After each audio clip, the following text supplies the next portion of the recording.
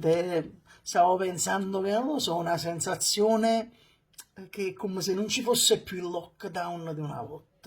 Cioè, non lo so, sembra che non ci sta più nell'aria che l'atmosfera che c'era prima, cioè, pare che è diventata solo una festa commerciale, diciamo, cioè, che sì, la gente approfitta, scende per fare shopping in un negozio di mascherine, una mochina, ma nel cuore, proprio, non lo so, nel sentimento, diciamo, si è persa quella cosa.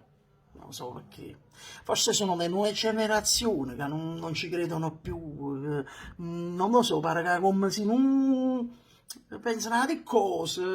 Anche proprio quando l'ha detto, prima quando lo disse il Presidente del Consiglio dell'epoca, disse, signori, signor straordinario, alle 10 la sera, si è presentato il Presidente del Consiglio, cioè, tipo, questa è una fascia conosciuta.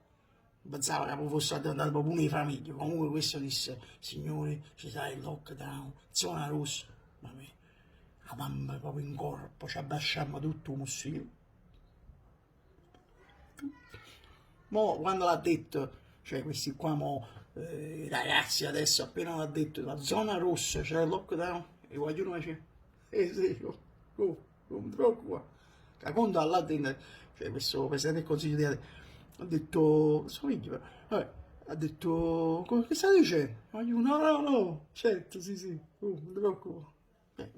Allora si è perso tutto, bacconi vuoti, cioè,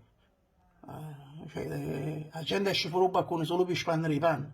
E guarda mucco e dice, vabbè, ma forse accenno un po' di letto, una melodia, niente, un street, se entrano dentro. Mia moglie va a fare una pizza, ma ci appiccica, non la vuole fare, dice delivery. Prima quando il sistema si termina, delivery, ma ricordo il primo lockdown, delivery, non sì. Dice, no, delivery. Allora sono uscito da capo, fuori lo sacco, delivery. E mo si trova tutto, i lieviti, prima lockdown, mi ricordo all'epoca mi ero primo lockdown, non si trovava mai, ma invece quando ne mu, lo danno pure in omaggio, vicino alle altre cose, un lievito in omaggio.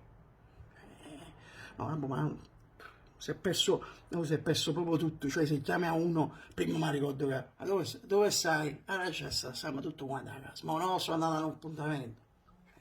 Si è perso proprio, si è perso.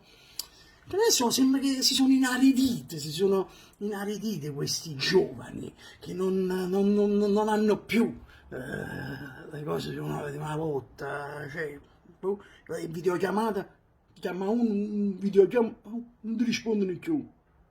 Prima era che la bella cosa, non si sentiva, tutto qua. Io dico, è brutto però, è brutto, cioè, non lo so, riflettiamo, la verità è che si stanno perdendo tutte le tradizioni.